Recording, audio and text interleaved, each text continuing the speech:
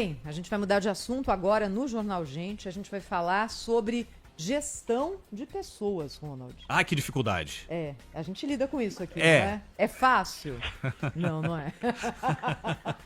Que bom que seria, né? O nosso convidado é o Jamil Albuquerque, ele é economista, escritor, palestrante, autor de vários e vários livros a respeito do assunto, diretor do Mastermind e da Fundação Napoleão, e atua há muito tempo nessa área e vai ajudar a gente aqui, e os nossos ouvintes também, principalmente, a entender melhor esse universo.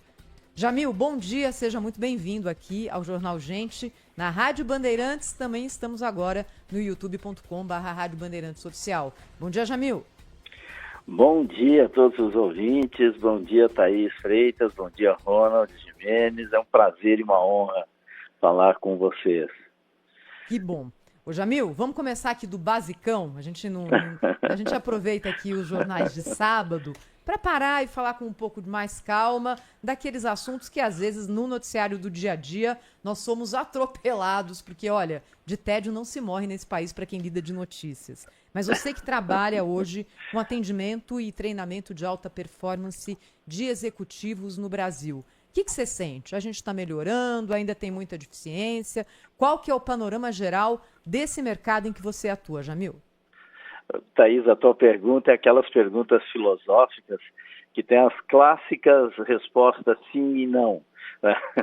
Porque se a resposta da primeira parte, se o Brasil está melhorando, o país está melhorando, o mundo melhorou, a gente pode afirmar categoricamente que houve melhorias substanciais em todas as áreas do país, em especial nessa área de gente, leis que foram, assim, surgiram e beneficiaram as relações trabalhistas, alguns exageros, mas sempre para melhor.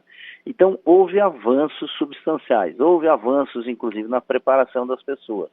O que nós temos hoje no Brasil, que já deixou de ser um gap, ou seja, já deixou de ser uma lacuna, e passou a ser um apagão de mão de obra.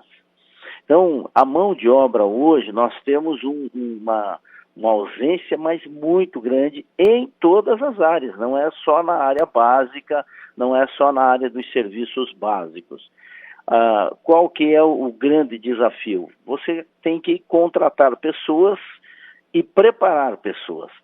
No passado, e nessa palavra passado, a gente pode colocar aí 20, 30 anos no máximo para trás, o governo preparava a mão de obra para as empresas, para as indústrias. Então, as indústrias, as empresas, de uma maneira geral, elas só tinham que contratar as pessoas e as pessoas tinham a obrigação de já chegarem preparadas.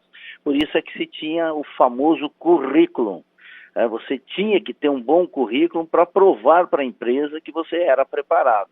Esse tempo acabou. Hoje, as empresas que deixarem na mão do governo preparar a sua mão de obra, ela está fadada ao fracasso, porque essas pessoas não existem. O administrador, o gestor, que pensa que vai encontrar pessoas prontas, vai se decepcionar e vai fracassar, exatamente porque elas não existem. Então, as empresas assumiram esta lacuna de preparar as pessoas. E aí sempre é um desafio, porque tem uma coisa chamada tempo, e a linha do tempo não se consegue romper ela com solavancos. Consegue dar uma acelerada, consegue criar mecanismos, consegue criar metodologias, mas não se consegue acelerar. Então as empresas vêm sofrendo duplamente. A parte disso, Thaís, é que não encontra mão de obra no mercado, porque o Brasil, embora tenha alguns desafios econômicos aí substanciais, nós ainda vivemos uma situação de, tecnicamente, dentro da economia, para usar um economês aqui, mas não complicar a fala, é assim, se você tem entre 1, 2, 3, até 4%, dando uma exagerada aqui, até 4% de desemprego costuma se chamar estatisticamente de pleno emprego. Porque você não pode correr o risco de ter zero de desemprego, que você tem um caos na economia. Mas nós já estamos numa situação parecida com essa. Eu conversei recentemente com um empresário lá do sul do Brasil, de Santa Catarina, que tem em torno de 17 mil funcionários. E ele usou, logicamente, que numa expressão assim, um pouco áspera, mas ele disse assim: Jamil, nós estamos naquela fase que tem idade e respira, nós contratamos. Ou seja, está acima de 16 anos, está acima de 18 anos, tem idade empregatícia, respira, se contrata, porque você é quem vai preparar a pessoa. Porque você tem um turnover natural, são empresas que precisam muito de mão de obra. Então nós estamos numa situação que é boa por um lado, mas tem um desafio gigantesco por outro lado. E tem aí uma coisa chamada emoção, que lidar com gente, que foi o que o Ronald falou aí, né? Lidar com gente é fácil. Ô Jamil, eu no começo dos anos 2000, eu li um livro chamado As Conexões Ocultas, do Fritjof Capra, e ele fala em determinados momentos a respeito de você dar responsabilidades nas pontas, você fazer com que as pessoas sejam parte da decisão e dar a elas a responsabilidade de tocar os processos. Falando assim parece muito fácil, né? Porque eu dou uma ideia, distribuo responsabilidades e cada um é sabedor daquilo que precisa fazer, ou seja, eu não preciso mandar ninguém fazer nada, as coisas se resolvem pelo processo, pelo sistema que você criou. Esse livro eu li no começo, como eu disse para você, no começo dos anos 2000. Essas decisões nas pontas avançaram de que jeito nas organizações? E você reforçou 2 vezes a data que você leu esse livro. E primeiro que o Chopra é fenomenal. Segundo, nós estamos falando de um quarto de século atrás. E as gerações são contadas exatamente de 20 em 20 anos. Então, desse livro para frente, mudou exatamente uma geração, porque se conta 5 gerações por século. Então, nós estamos numa situação um pouco diferente, porque as gerações depois do ano 2000 pegaram um Brasil muito mais muito mais vigoroso em termos de economia. E como tantos pais, como quase todos os pais, para não generalizando, mas o quase, a gente quis criar, e eu sou um homem dos 60, a gente quis criar para os nossos filhos uma situação de agradabilidade, onde nós criamos um mundo muito mais acessível a eles. E criamos com isso uma geração que começou a ter um poder de escolha, porque quando você tem o poder de escolha, você começa a escolher o que você quer fazer, você começa mais tarde na vida, você começa as coisas depois. Então, isso vale ainda para um pessoal que seja preparado, para pessoas que entendam de processos, que vivam processos e que tenham uma coisa chamada autorresponsabilidade. Que quando se delega funções na ponta para pessoas que falta consciência de responsabilidade e de preparação, você tem uma situação que pode virar caótica. E nós vimos aí muitas empresas tendo problemas seríssimos. Então, esse é outro caso em que a chegada da nova geração, essa geração que se habituou a ter mais acessibilidade a tudo, inclusive na comunicação, na tecnologia, e podendo contar com uma geração anterior que te provisionava o básico, um pouco mais com um poder mais forte de escolha, sabem dizer não com mais facilidade. A minha geração, a tua geração, talvez, Ronald e da Thaís, também a gente já tinha que ir cavando o espaço meio na personalidade abrasiva, meio no peito, meio na força, meio na marra. A gente tinha que ir conquistando com mais força. Então hoje a gente tem que mudar uma linguagem. Se você dá uma delegação meia fora do tom, já tem um questionamento. Os desafios agora não são de subsistência, são de relacionamentos.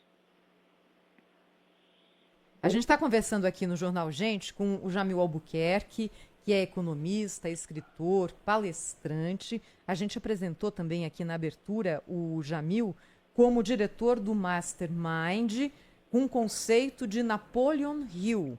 Explica o que é isso para a gente, Jamil, por favor.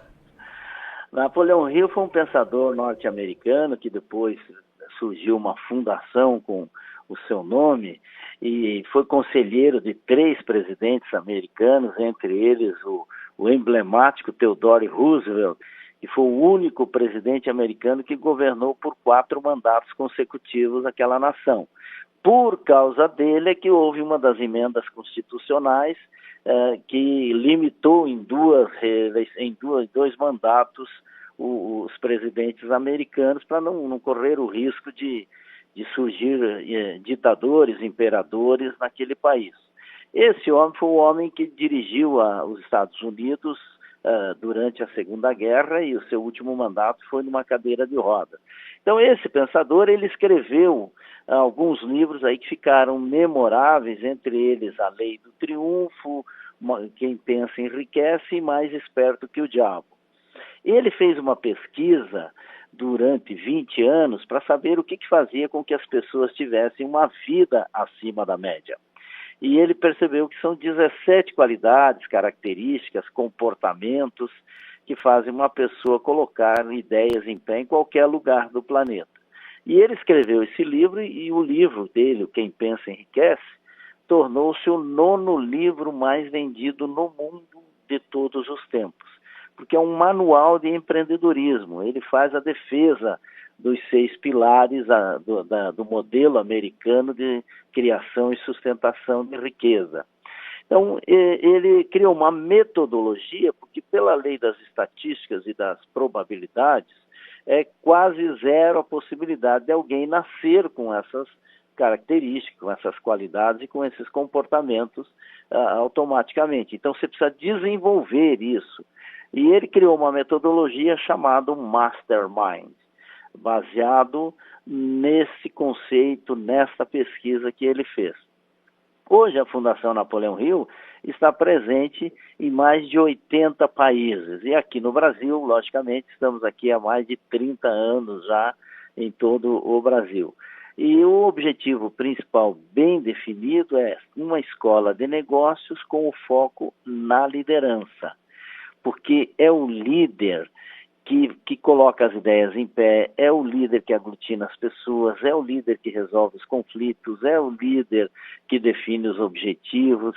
Então, é uma competência que é responsável por mais de 80% dos resultados de qualquer instituição, seja ela governamental, seja ela empresarial, seja ela do terceiro setor, ou seja ela das relações pessoais, porque uma família, se ela não tem um líder, é uma família que vai para a vulnerabilidade social, porque a família não sabe para onde está indo e aí nós sabemos o que acontece. E existem os vários níveis de liderança. Existe a liderança estratégica, a liderança tática, existe a liderança operacional, existem os núcleos de liderança. Então, esse pensador resolveu criar uma metodologia e foi testando desde 1908 que vem preparando pessoas. Então, essa é a nossa função no Brasil hoje. Nossa sede é em São Paulo e Ribeirão Preto. Nesse momento eu estou falando aqui de Belo Horizonte, onde estamos fazendo também um processo de trabalho, mesmo nesse período, e que vem contribuindo com a formação para preparar o Brasil para esse século XXI, Thaís, porque o Brasil, com o seu potencial tão grande, ele chamou a atenção do mundo de tal maneira, que nós teremos aí nos próximos 30 anos um grande problema para resolver, mas que também vai surgir grandes oportunidades, que é a migração de pessoas para cá. Aquele mesmo processo que nós sofremos no final do século XIX, início do século XX, onde veio milhares e milhares e milhares, até de milhões de pessoas para o Brasil, da Europa, virá agora. O mesmo problema que os Estados Unidos teve na segunda metade do século XX, de pessoas do mundo inteiro indo para os Estados Unidos, nós teremos agora, aí nos próximos 30 anos, vindo para o Brasil. Há possibilidades aí de vir 10, 15, 20, 30 milhões de pessoas para o Brasil. E tem espaço para mais 300 milhões nesse território aqui, nesse continente chamado Brasil. Isso significa o quê? Mais problemas de educação, mais problemas de saúde, mais problemas de cultura, mas significa mais possibilidades, porque precisam de casas, precisam de comida, precisam de roupa, precisam de saúde, precisam de lazer. Então, onde tem problemas, tem oportunidades. E é muito mais mão de obra produzindo, é muito mais mão de obra desenvolvendo. Então, nós temos que preparar a nação brasileira para poder absorver isso. Nós temos situações de regiões do país que estão superpovoadas, e eu vi o Ronald falando aí do trânsito da metrópole, mas nós temos regiões do Brasil com verdadeiros vazios. E como povoar esses vazios sem perder a soberania, porque se daqui a pouco você começa a colocar muitos imigrantes, eles começam a pensar que talvez o país possa ser independente. Então, há uma série de equações a serem solucionadas quando você tem muita gente, mas tem uma série de possibilidades. E só se sustenta a grandeza com estrutura, só se sustenta a grandeza com pessoas preparadas, só se sustenta a grandeza com pessoas que possam enxergar, olhar e administrar a grandeza. Então esse é o desafio que se propõe a Fundação Napoleão Hill, contribuir com o Brasil. Jamil, deixa eu te fazer uma pergunta no seguinte sentido. As empresas de tecnologia, pelo menos na maioria das empresas de tecnologia, tem muitos jovens em posições de liderança, né? Então você conhece pessoas e vê que ela está, por exemplo, liderando uma reunião, fazendo uma reunião, passando diretrizes e tal, você vai ver ela tem 22 anos, né? 21 anos, 23 anos. E isso, em alguns aspectos, vai além das empresas de tecnologia. Como é que os jovens têm se preparado para estarem à frente dos processos, hein? Eu dou muita consultoria e uma frase assim, quase jargão que eu falo, é assim, quando eu chego numa empresa e eu vejo só cabeça branca, ou seja, só pessoas da minha idade, eu já digo, essa empresa vai quebrar. Quando eu chego numa empresa e vejo só jovens, eu já falo a mesma frase, essa empresa vai quebrar. Porque quando você tem muitos jovens, eles têm essa impulsividade da juventude e fazem negócio. É o que mais a gente vê aí, são empresas de tecnologia com voo de galinha. Parece que vai ser gigante e cai no vazio. Ao mesmo tempo que a gente vê empresas mofas. Então, quando você tem jovens em posição de liderança, você tem que ter um bom conselho, você tem que ter pessoas maduras, você tem que ter a presença do sênior, você precisa criar o que se chama ali de assembleia de vozes para poder orientar essas pessoas, porque eles têm a impulsividade da juventude, da arrancada, da energia. Então, precisa preparar essas pessoas. Tanto que, para a tecnologia, a maior qualidade exigida é a capacidade de concentração. Isso que faz alguém ser bom na arte da tecnologia. Como é que se resolve concentração? Como é que você treina o cérebro para concentração? Através da leitura. Então, veja como é paradoxal, Ronald. O velho e bom livro é a melhor ferramenta para preparar as pessoas para o que há de mais inteligente, atual, contemporâneo, aí, em termos de inteligência de mercado. Porque precisa treinar a mente para poder separar o que é fato, o que é boato, o que é lucubração, o que possa ser apenas um pensamento pessoal, a pessoa que confia somente no seu universo mental. Isso tudo precisa ter um treinamento mental. Esse treinamento passa pela disciplina do pensamento. É aquilo que o Dr. Napoleão Hill fala. Se a pessoa tiver 3 disciplinas, ela vai fazer qualquer coisa na vida bem feita, que é a disciplina do pensamento, a disciplina do comportamento e a disciplina da execução. Agora, primeiro, qual que é? A disciplina do pensamento. Então, precisa se treinar isso na juventude. E a ansiedade, que a velocidade, porque eu costumo dizer, quando a gente pensa no século XX, parece que o século XXI não teve diferença entre o século XX e o século XXI. Mas tem algo que todo mundo enxerga, que é a velocidade. A velocidade das coisas, a velocidade das informações, a velocidade... Isso qualquer pessoa, mesmo quem nasceu na década de 90, nota essa diferença de velocidade de um século para o outro.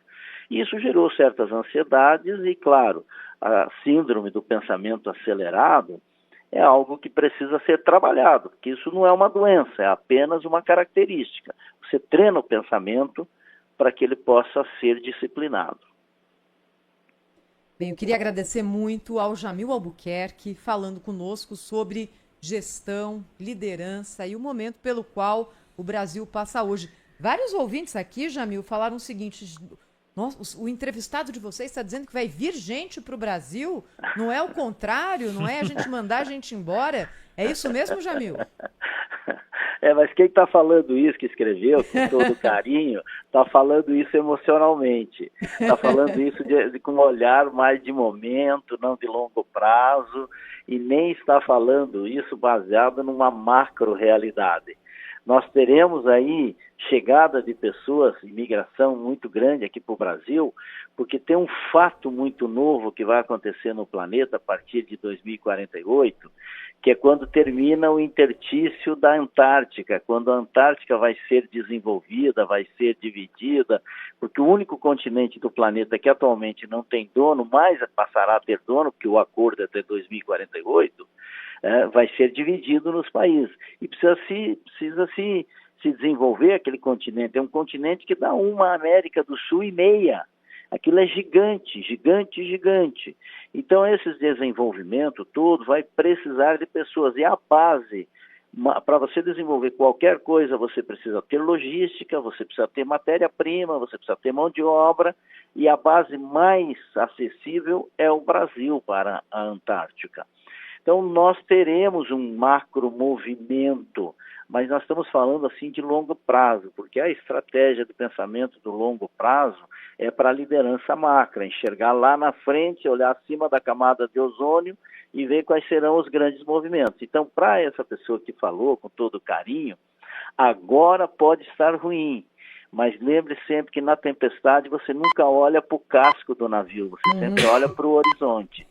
E lá na frente a gente vai ter, o Brasil vai melhorar. Aliás, assim, Thaís e Ronald, nós estamos terminando, mas vejam, a safra de 2000... Alô? Oi, estamos te ouvindo, Jamil. A safra de 2025 vai bater em torno de 27% a 30% acima da safra de 2024. O agronegócio vai salvar a economia do ano, vai salvar o que está aí, o atual momento que está desafiante, que a gente tem visto aí muitos equívocos econômicos sendo tomados a nível nacional, mas a safra vai dar um boom. Então o agronegócio vai salvar o ano com louros e pétalas. E só aí já muda o ano, já mudou a configuração do ano, já mudou as expectativas, que expectativa gera fato. Choveu na hora certa, na janela certa, as caixas d'água do Brasil estão cheias. O que quer dizer as caixas d'água? Eu estou aqui em Belo Horizonte, a caixa d'água do Brasil, o estado mesopotâmico do Brasil é Minas Gerais. E toda aquela Serra da Canaça, Serra da Mantiqueira, aquilo ali está tudo com água. Quando tem água ali, nós temos água no Brasil inteiro durante o ano. Então choveu na hora certa, na janela certa, quantidade certa, nós teremos essa safra maravilhosa e a próxima maravilhosa. Então, o que é ruim agora é só saber lidar com o momento desafiante, porque a vida é isso mesmo, é altos e baixos, é a biota da natureza, né? Então, passou-se por um vale, mas está chegando-se nos picos. Deixa eu agradecer então ao Jamil Albuquerque. Obrigada, Jamil. Olha, até uma próxima aqui na Rádio Bandeirantes. Bom sábado para você. Foi um prazer conversar com você, Thaís, com o Ronald e com os ouvintes do Jornal Gente. Prazer foi nosso. Muito obrigada. Bora, Ronald. 10 horas, quase 2 minutinhos. Estouramos 2 minutinhos, mas com louvor. Foi bacana. É isso aí. O Danilo Gobato, que já está chegando, vai chegar já nos perdoando por esse pequeno atraso, porque o Danilo Gobato está chegando a partir de agora aqui na Rádio Bandeirantes para apresentar o Do Bom e do Melhor. Você está na Rádio Bandeirantes, no seu rádio, no aplicativo Bandplay e também no YouTube.